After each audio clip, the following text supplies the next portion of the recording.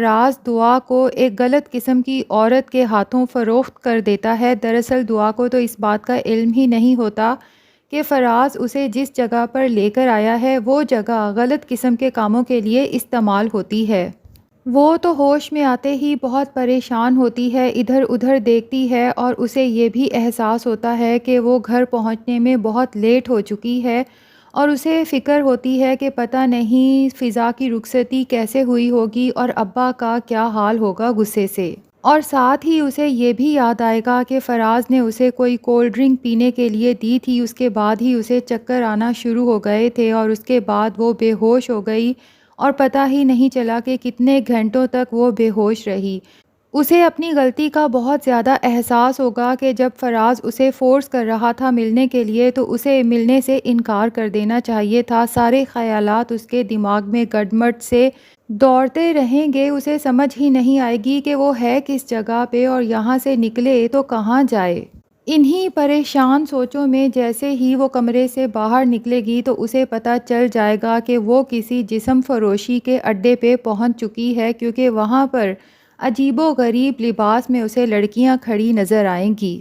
سامنے ہی ایک آنٹی اسے ڈانٹ کے کہے گی کہ تم کمرے سے باہر کس لیے آئی ہو، فوراً کمرے کے اندر جاؤ۔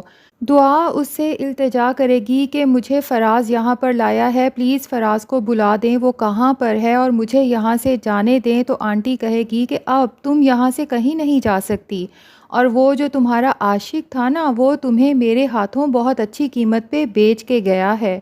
دعا کے تو پاؤں تلے سے زمین کھسک جائے گی کہ فراز اس کے ساتھ یہ سب کیسے کر سکتا ہے۔ وہ بلک بلک کے اس عورت کے سامنے روئے گی کہ میری بہن کی آج رخصتی ہے، پلیز مجھے گھر جانا ہے، مجھے گھر جانے دو۔ اس عورت کے سامنے ہاتھ جوڑے گی، لیکن وہ سنگ دل عورت کہے گی کہ آج سے تم میری ہو کیونکہ میں نے تمہیں بہت اچھے پیسوں کے عوض خریدا ہے۔ دعا کا تو یہ بات سنتے ہی دل ڈوبنا شروع ہو جاتا ہے کہ میں کہاں پھنس گئی۔ ابھی یہ باتیں چل ہی رہی ہوں گی کہ وہاں پر پولیس کا ریڈ ہو جائے گا، کیونکہ پولیس آئے روز قبا خانے پر ریڈ کرتی ہی رہتی ہے۔ جیسے ہی پولیس اندر آنے لگتی ہے تو ایک بندہ اونچی اونچی آواز میں بولنے لگتا ہے کہ پولیس آ چکی ہے، فوراً یہاں سے بھاگو۔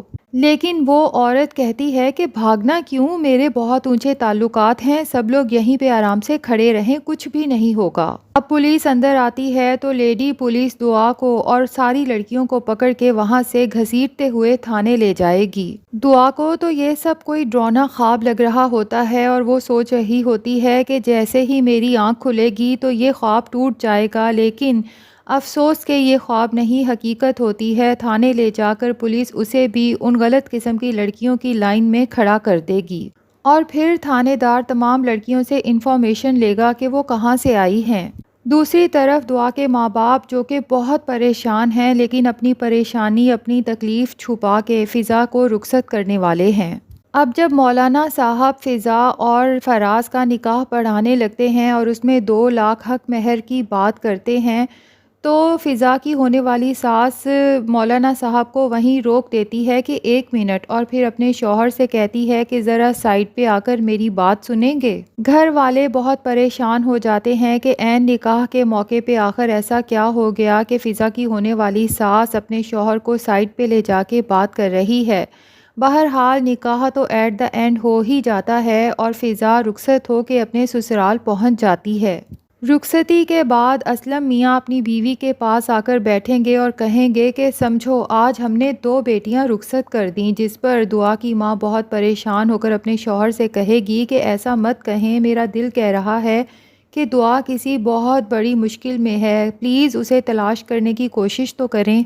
تو اسلم کہتا ہے کہ کوئی ضرورت نہیں اسے تلاش کرنے کی، میرے لیے تو سمجھو دعا مر چکی۔ اب تھانے میں ساری لڑکیوں کے منہ پر جب لیڈی پولیس زوردار تھپڑ رسید کرتی ہے تو یہ منظر دیکھ کے دعا کا تو دل ڈوبنے لگتا ہے۔ دعا رو رو کر تھانے دار کو بتاتی ہے کہ میرا کوئی قصور نہیں، مجھے تو فراز اپنی ماں سے ملوانے وہاں لے کر گیا تھا، مجھے تو یہ اندازہ ہی نہیں تھا کہ وہ اس کا گھر نہیں بلکہ کوئی قبا خانہ ہے۔ ایس ایچ او صاحب کو دعا حلیے سے بھی تھوڑی شریف لگتی ہے، اس لیے وہ اسے ایک سائڈ پر لے جا کر کہتے ہیں کہ اگر تم سچی ہو تو اپنے والد صاحب کا نمبر لکھواؤ۔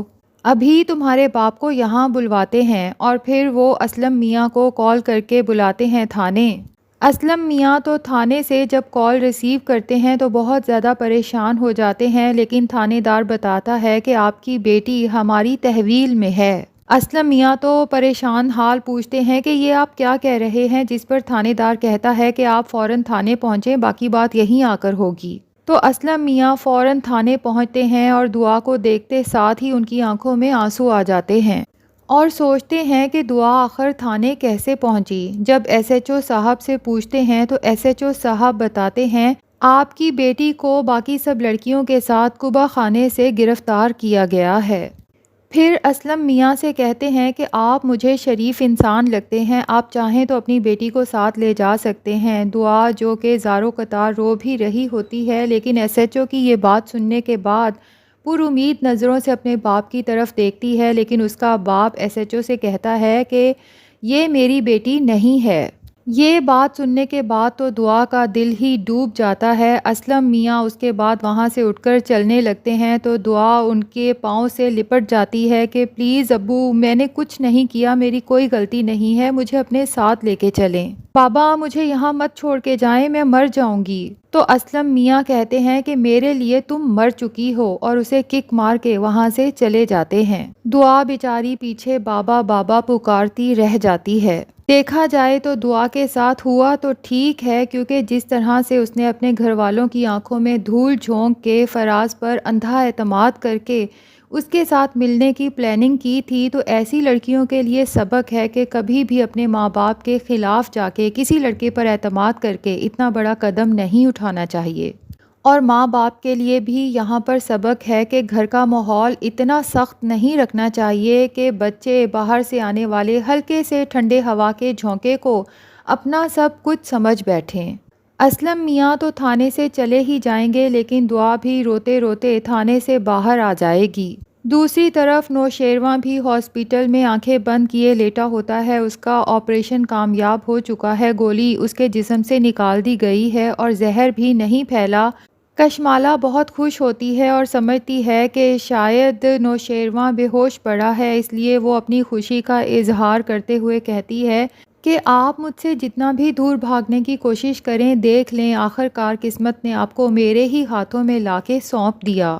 اب کہاں جائیں گے آپ؟ اب تو کچھ دن آپ کی لگام میرے ہاتھوں میں رہے گی۔ نوشیروان اس کی بات چونکہ سن چکا ہے، اس لیے وہ فوراً آنکھیں کھول کے کہتا ہے کہ آپ کو میری فکر کرنے کی کوئی ضرورت نہیں ہے۔ تو کشمالہ ایک دم سے تھوڑی گھبرا جاتی ہے اور کہتی ہے کہ میں آپ کو اپنے ہاتھوں سے کھانا کھلاتی ہوں۔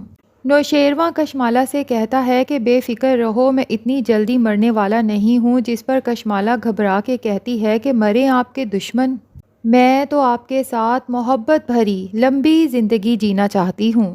تو نوشیروان کشمالہ کی یہ بات سن کر دل ہی دل میں سوچتا ہے کہ لمبی زندگی تو میں بھی جینا چاہتا ہوں، لیکن کسی اور کے ساتھ۔